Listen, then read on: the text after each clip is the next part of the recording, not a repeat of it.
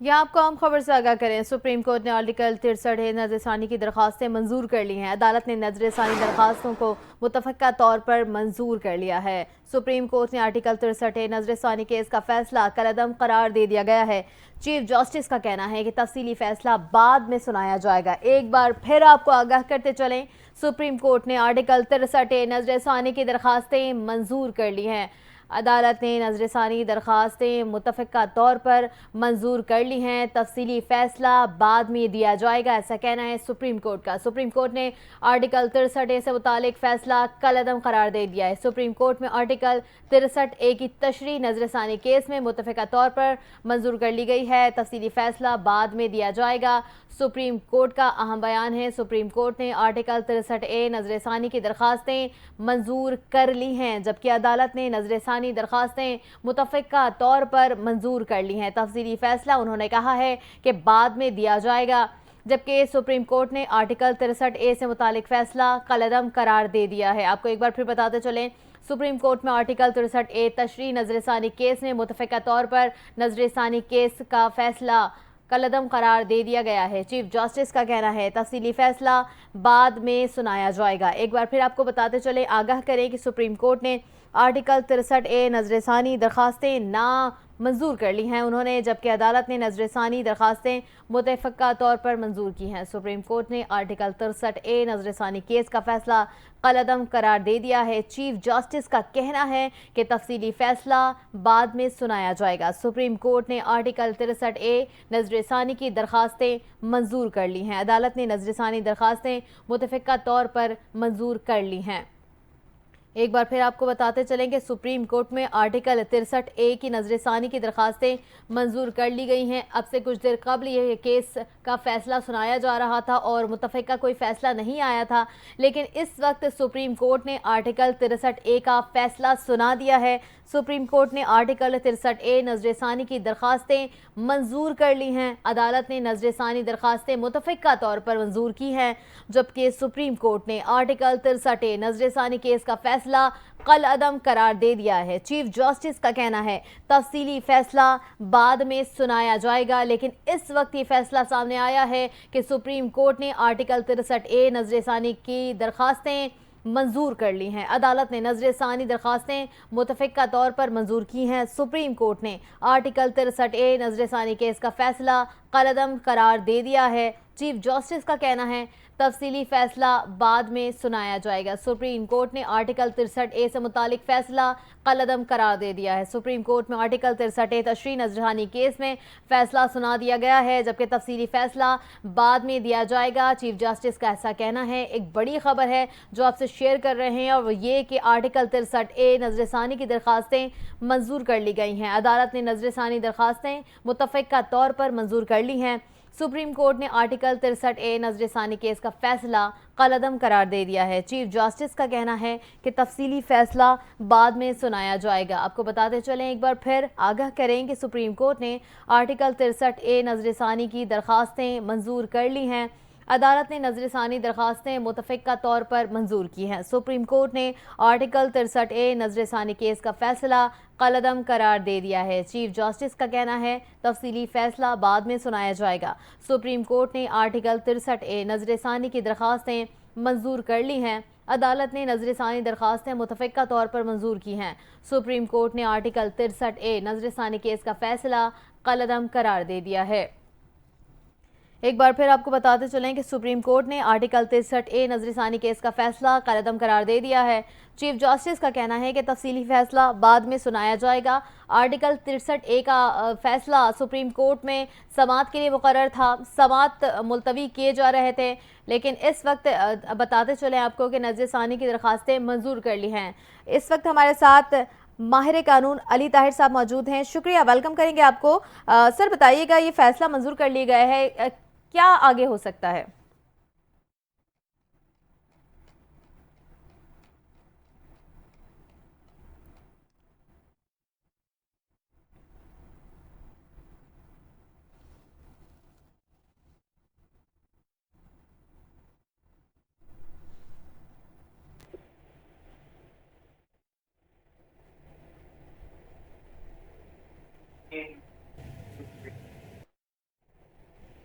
आपको आगाह करें, सुप्रीम कोर्ट ने आर्टिकल 63A नज़रसानी की दरखास्तें मंजूर कर ली हैं। अदालत ने नज़रसानी दरखास्तें मुतफ़िका तौर पर मंजूर कर ली हैं। सुप्रीम कोर्ट ने आर्टिकल 63A नज़रसानी केस का फैसला कलअदम करार दे दिया है। चीफ जस्टिस का कहना है तफसीली फैसला बाद में सुनाया जाएगा।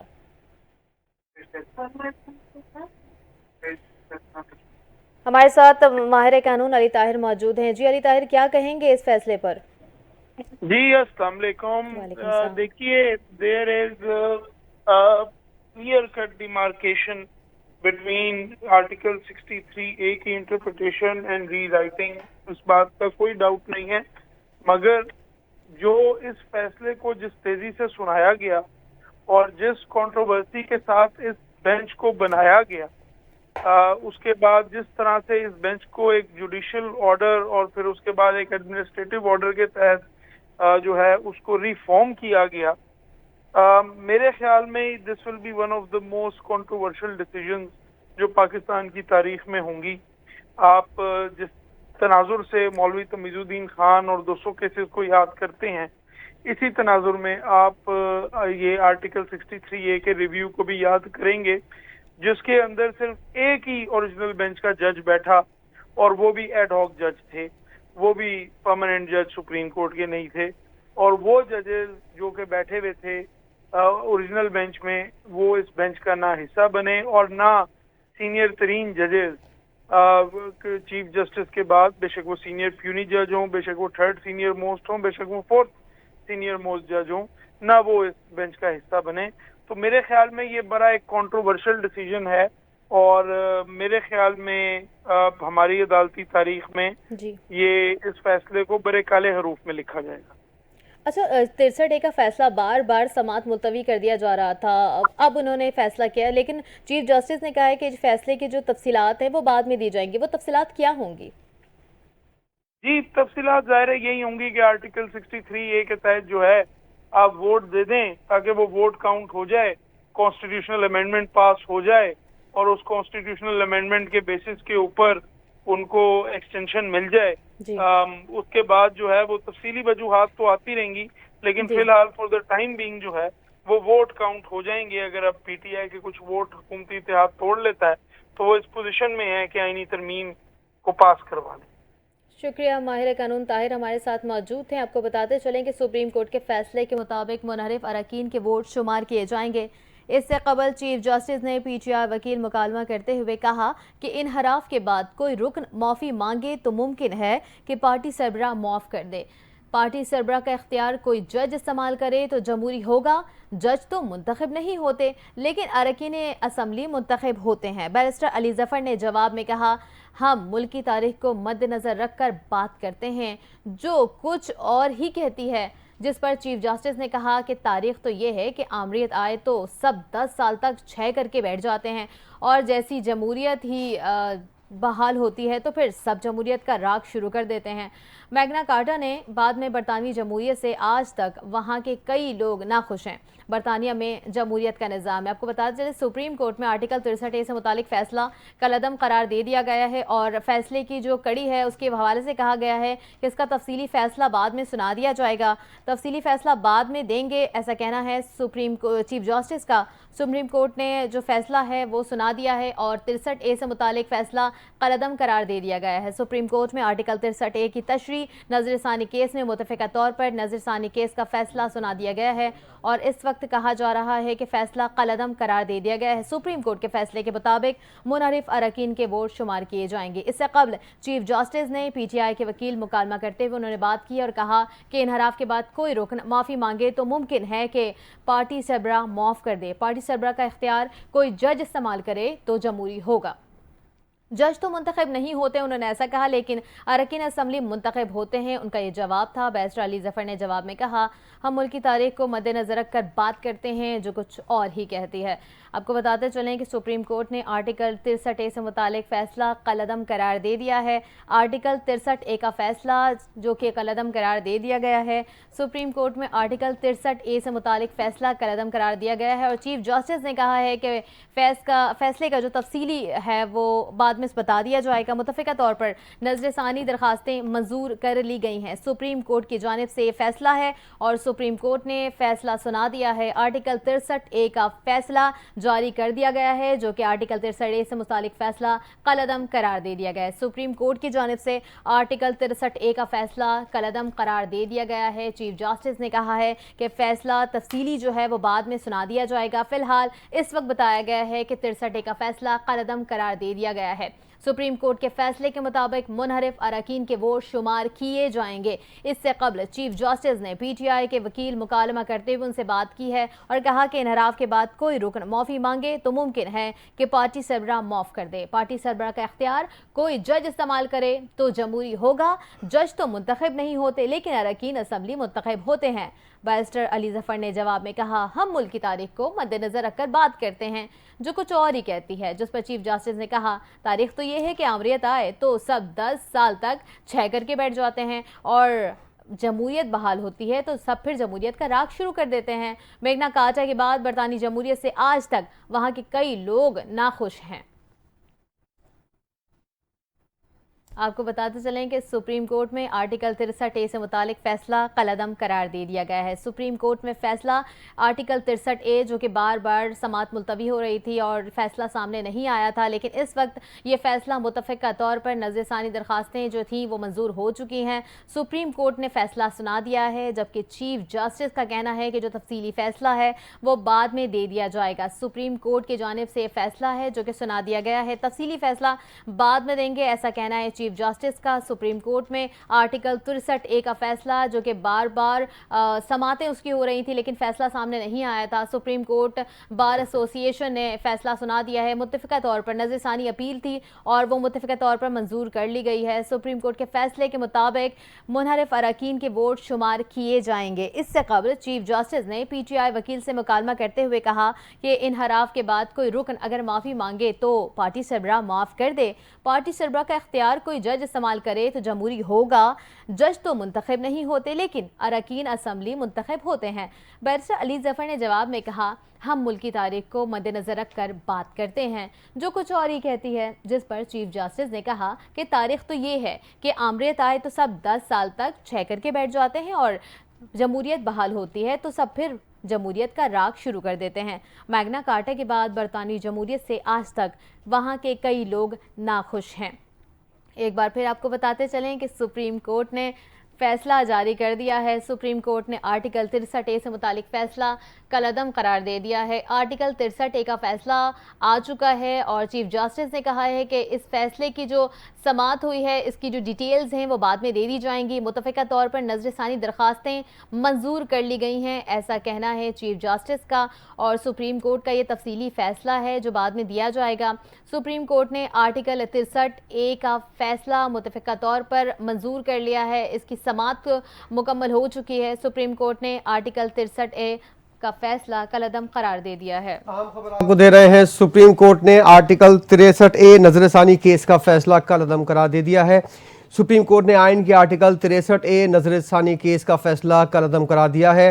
चीफ जस्टिस ऑफ पाकिस्तान काजी फाइज ईसा की सरबराही में 5 रुकनी लार्जर बेंच ने केस की समाअत की थी। चीफ जस्टिस पाकिस्तान ने नजरसानी अपील का फैसला सुनाते हुए कहा कि सुप्रीम कोर्ट बार एसोसिएशन इस हवाले से कोई भी राय जो है वो दे सकती है।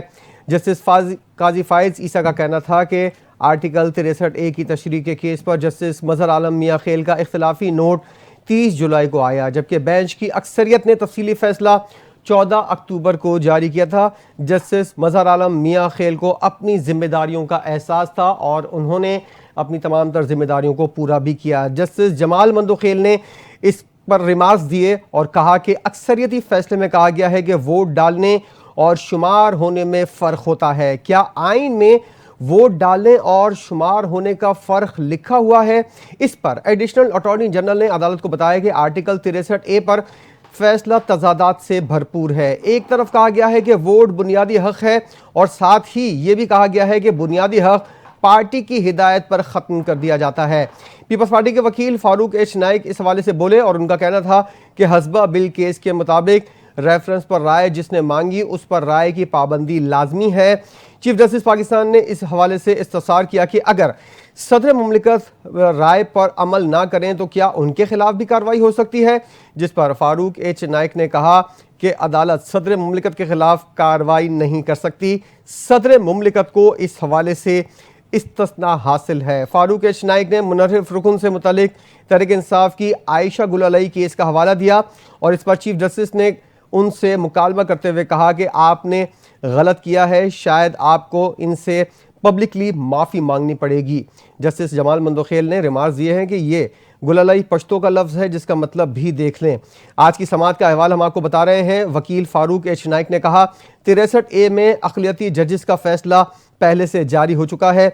सुप्रीम कोर्ट ने आर्टिकल 63A नजरसानी केस का फैसला कलअदम करार देते हुए मुतफ़िक़ा तौर पर नजरसानी की दरख्वास्तों को मंजूर कर लिया है और इस हवाले से बताया गया है कि इसका तफसीली फैसला जो है वो बाद में जारी किया जाएगा। सुप्रीम कोर्ट ने आइन के आर्टिकल 63A नजरसानी केस का फैसले को कलअदम करार दे दिया है। चीफ जस्टिस पाकिस्तान काजी फाइज ईसा की सरबराही में 5 रुकनी लार्जर बेंच ने केस की समाअत की। चीफ जस्टिस पाकिस्तान ने नजरसानी अपील का फैसला सुनाते हुए कहा कि सुप्रीम कोर्ट बार एसोसिएशन की नजरसानी अपील मुत्तफ़िक़ा तौर पर मंजूर की जाती है। सुप्रीम कोर्ट ने आइन के आर्टिकल फैसला कलअदम करार दे दिया है। चीफ जस्टिस पाकिस्तान काजी फाइज ईसा की सरबराही में 5 रुकनी लार्जर बेंच ने केस की समाअत की और चीफ जस्टिस पाकिस्तान ने नजरसानी अपील का फैसला सुनाते हुए कहा सुप्रीम कोर्ट बार एसोसिएशन की नजरसानी अपील मुत्तफ़िक़ा तौर पर मंजूर की जाती है। केस का तफसीली फैसला बाद में जारी किया जाएगा। जस्टिस काजी फाइज ईसा का कहना था कि आर्टिकल 63A की तशरीह के केस पर जस्टिस मजहर आलम का इख्तिलाफी नोट 30 जुलाई को आया, जबकि बेंच की अक्सरियत ने तफसीली फैसला 14 अक्टूबर को जारी किया था। जस्टिस मजहर आलम को अपनी जिम्मेदारियों का एहसास था। जस्टिस जमाल मंदोखेल ने रिमार्क्स दिए कि अक्सरियती फैसले में कहा गया वोट डालने और शुमार होने में फ़र्क है। क्या आइन में वोट डालने और शुमार होने का फ़र्क लिखा हुआ है? एडिशनल अटॉर्नी जनरल ने अदालत को बताया कि आर्टिकल 63A पर फैसला तजादात से भरपूर है। एक तरफ कहा गया कि वोट बुनियादी हक है, साथ ही बुनियादी हक पार्टी की हिदायत पर ख़त्म भी कर दिया गया। पीपल्स पार्टी के वकील फारूक एच नाइक का कहना था कि हस्बा बिल केस के मुताबिक रेफरेंस पर राय जिसने मांगी उस पर राय की पाबंदी लाजिम है।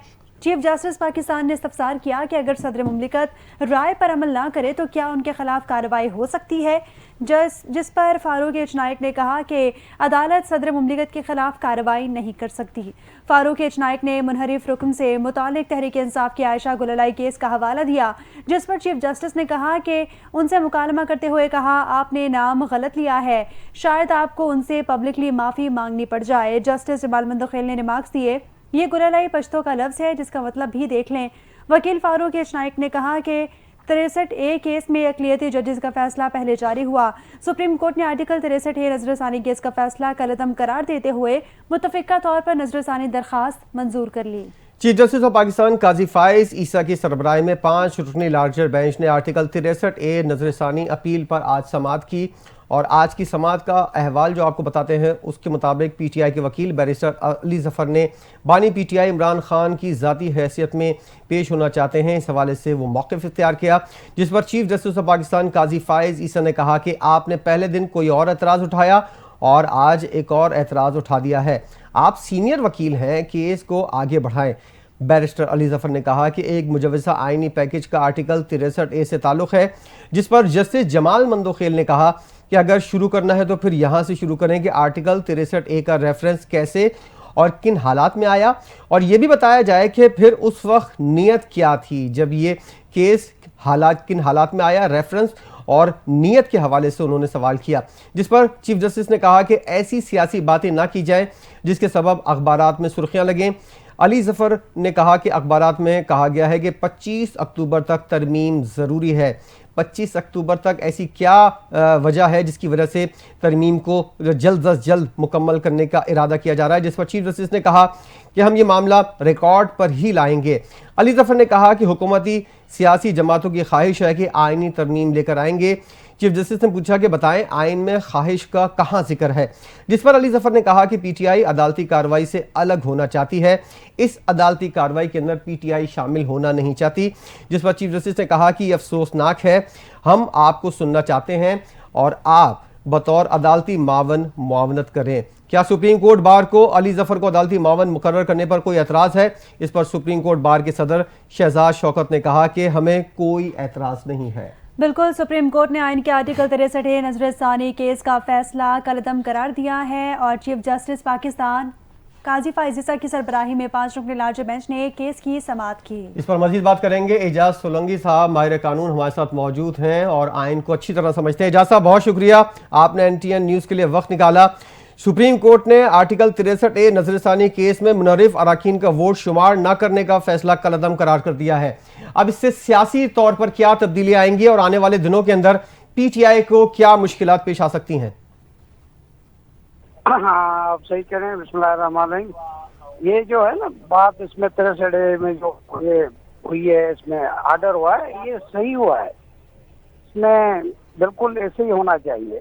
देखें ना, कभी पार्टी की टिकट मिलती है, कभी नहीं मिलती है, तो उसमें ये होता है कि फिर वो आदमी बदल जाते हैं। जी, अच्छा एजाज साहब बताइएगा कि मुल्क की आगे की जो सियासी सूरत हाल है उस पर क्या असरात मुरतब होंगे?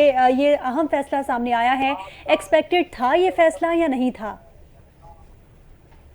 देखें, आप देख रहे हैं कि वो जुडिशरी में भी वो हो गई है ग्रुपिंग, उसमें ये मसले आ रहे हैं कि वैसे होना नहीं चाहिए, मगर अब ये आए तो ये PTI के लिए मुश्किल ही होगा ज़्यादा सियासी तौर पे। उनको ये अब जो सीटें स्पेशल मिलनी थी वो नहीं मिलेंगी, लाजमी है सरकार की वो मंजूर कर ली उन्होंने। ऐसे होना ऐसे चाहिए कि ये जो अपॉइंटमेंट होती है या जो भी होता है जजों की, वो भी वो सियासी तौरों पे होती है। जो आता है वो अपने मनपसंद जजेस ले आता है, तो ऐसे होगा तो फिर ऐसे ही आर्डर आएंगे, ऐसी चलेगी और ये मुश्किलातें जो होगा उसमें इक़्तिदार में वो मजे लेगा और जो नहीं होगा वो मुश्किलातों में होगा।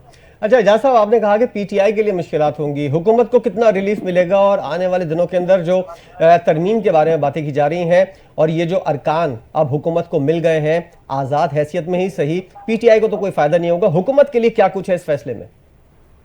हुकूमत के लिए आप देख रहे हैं बड़ा फायदा है। उन्होंने इसलिए ही तो ये रिवीजन में गए थे और इसलिए उनको फायदा होगा कि वो अब जो कॉन्स्टिट्यूशन अमेंडमेंट 19 लाना चाहते हैं उसमें भी वो अपना मुलाकातें हो रही हैं मुख्तलिफ लीडरों से। हो सकता है आगे चल के मौलाना फजल रहमान भी उस पर आ जाए और मुझे लगता है ये हो जाएगी और फिर मुश्किलात तो उनके लिए ही होगी। जी, अच्छा एजाज साहब, आपसे ये भी जानना चाहेंगे कि क्या PTI की जानिब से इस फैसले को चैलेंज किए जाने का इम्कान है फ्यूचर में, क्योंकि ये अहम फैसला आया है जिससे हुकूमत को तो रिलीफ मिल रहा है लेकिन PTI मुश्किल का शिकार होने वाली है जैसा कि आपने कहा। हाँ जी, वो बिल्कुल इसको PTI मुझे लगता है कि जाएगी, इसको चैलेंज करेगी। और जो तरमीम की कोशिश की जा रही है हुकूमत की जानिब से, हुकूमत को तो तरमीम में अब आसानी हो जाएगी। आपको लगता है कि 25 तारीख से पहले पहले ये काम हो जाएगा? हाँ, समझ जाए ना आप, वो उसको जैसे आर्डर्स आ रहे हैं तो लाजमी वो चाहते हैं 3 साल मिल जाएंगे तो वो एक आदमी फिर बैठ जाएगा जी, तो फायदा तो होगा ना गवर्नमेंट को। और ये भी बताइएगा, जो आपने बताया कि अदालत के अंदर भी जो है वो 2 ग्रुप बने हुए हैं। अब एक ग्रुप जो है बज़ाहिर अगर कहा जाए कि एक ग्रुप ने फैसला दिया है कि जो अरकान हैं वो PTI के रुकन है और दूसरी तरफ से जो फैसला आता है वो कहा जाता है कि ये अरकान PTI के रुकन नहीं है, तो अंदरूनी लड़ाई भी चल रही है और इसमें भी शिद्दत आ सकती है। हाँ बिल्कुल, इसमें भी शिद्दत आएगी और आपने देखा कि जो बेंच कॉन्स्टिट्यूट हुई उनमें वो कोई खत लिख रहा है कि मैं नहीं बैठा, मेरे सवा कैसे हुआ। ये चीजें सब हम आया हो चुकी है, सब जानते हैं सब। अब इतने वो आपके थ्रू जो है मीडिया के थ्रू बात आ जाती है, यही होगा। फिर अफगान वाले और वो दूसरे जो जज साहब हैं वो आ गए, तो ये तो फैसला एक्सपेक्टेड था और यही होना था। अब अगर इसको वो नहीं मानेंगे, वो कहेंगे ये बिल्कुल जो है इनके साइड के लोग हैं, और दूसरे जो हैं वो उसको मुखालफत करेंगे। जी है गलत, मुल्क के लिए बहुत गलत है, बाकी सियासी लोगों के लिए और उन जिनको पोस्टें मिलेगी उनके लिए फायदेमंद है। जी, एजाज साहब आपसे ये भी जानना चाहेंगे कि आप क्या देख रहे हैं पाकिस्तान का फ्यूचर, पाकिस्तान के पॉलिटिकल पार्टीज आने वाले दिनों में कहाँ स्टैंड करती हुई नजर आ रही हैं आपको? अल्लाह ताला जो है हमारे मुल्क को जो है आबाद रखे। वो इतना बेहतरीन मुल्क, मैंने तो दुनिया में मैं अच्छी खासी जगहों पे गया हूँ, हर जगह वो तकरीबन भूख मर रहे हैं और हमारा मुल्क को सब नेमतों से अल्लाह ने जो है बख्शा है। मगर हम सिर्फ करप्शन छोड़ दें तो फिर बेहतरीन हो जाएंगे हम।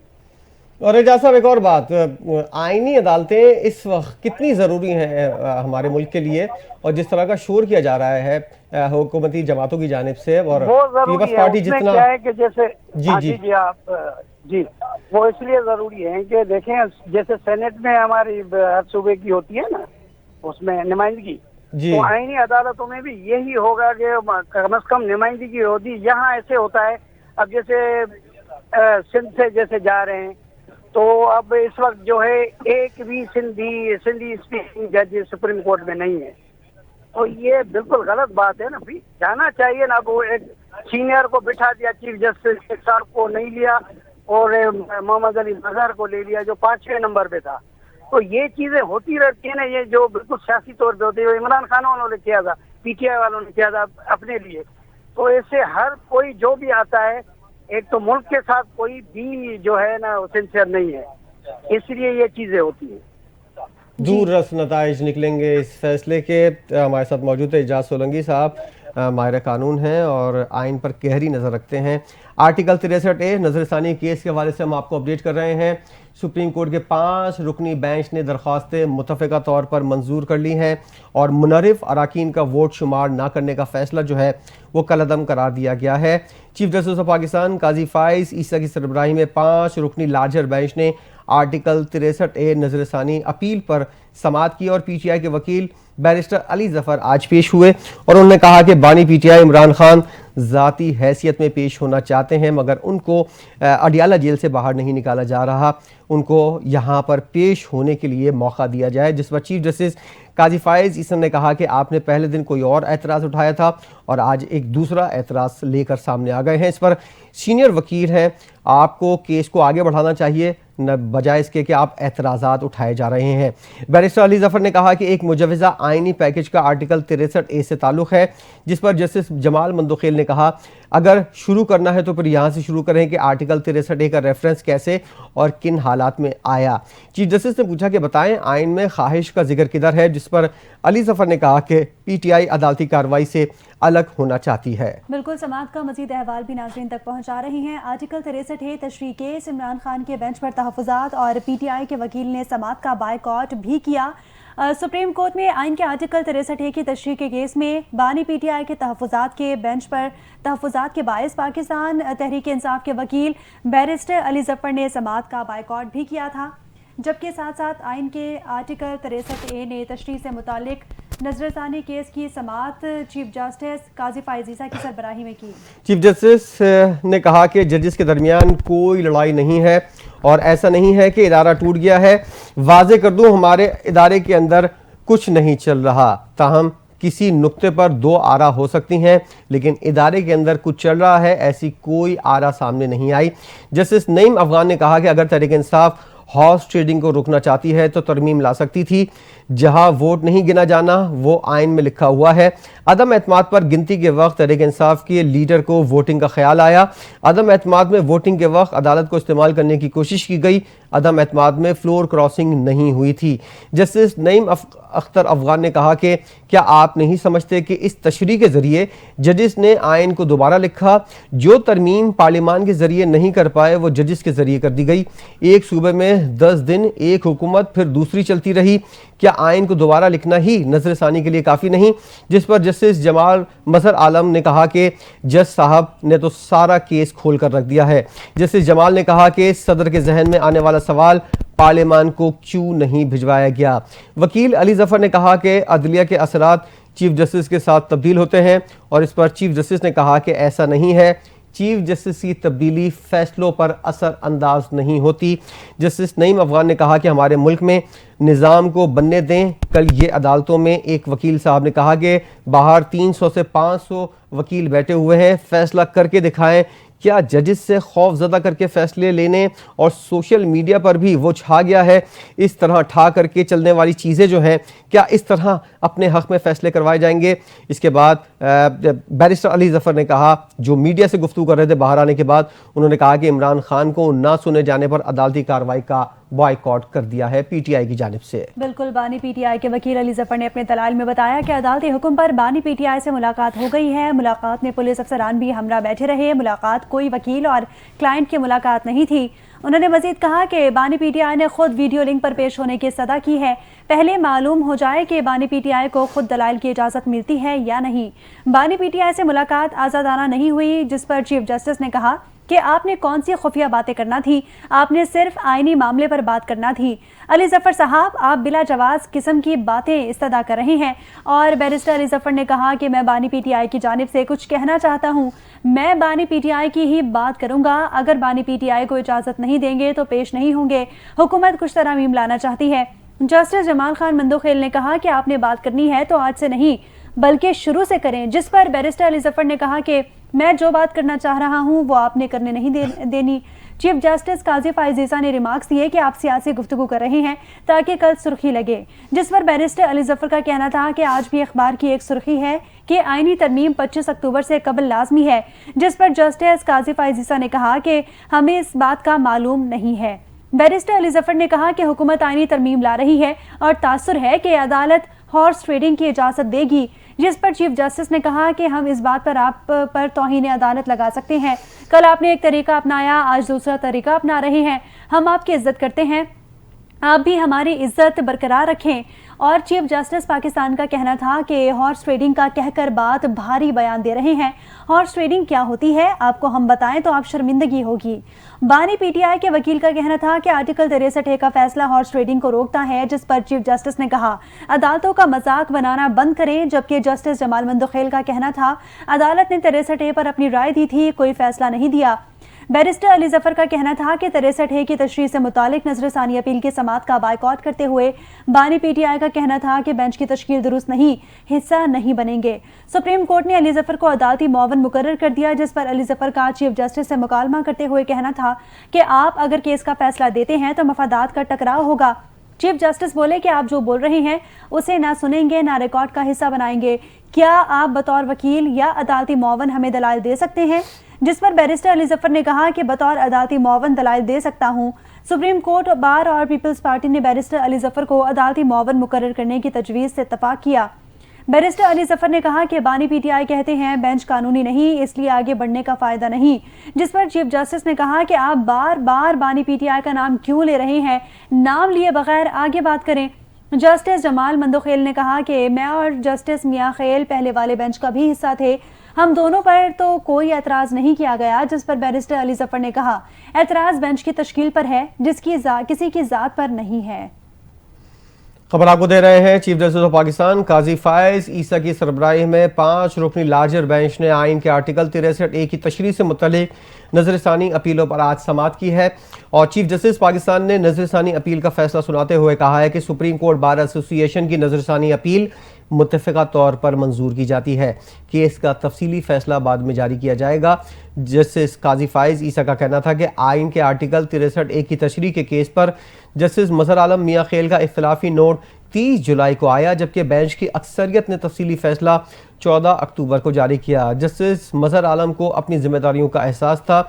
जस्टिस जमाल मंदोखेल ने रिमार्क्स दिए कि अक्सरियती फैसले में कहा गया है कि वोट डालने और शुमार होने में फ़र्क है। क्या आइन में वोट डालने और शुमार होने का फ़र्क लिखा हुआ है? एडिशनल अटॉर्नी जनरल ने अदालत को बताया कि आर्टिकल 63A पर फैसला तजादात से भरपूर है। एक तरफ कहा गया है कि वोट बुनियादी हक है और साथ ही साथ ये भी बताया गया है कि बुनियादी हक पार्टी की हिदायत पर ख़त्म कर दिया जाता है। पीपल्स पार्टी के वकील फारूक एच नाइक इस मौके पर बोले और उन्होंने कहा कि हज़बा बिल केस के मुताबिक रेफरेंस पर राय जिसने मांगी उस पर राय की पाबंदी लाजमी है। जिस पर चीफ जस्टिस ने इस्तफसार किया कि अगर सदर मुमलिकत पर राय पर अमल ना करें तो क्या उनके खिलाफ भी किसी किस्म की कोई कार्रवाई हो सकती है।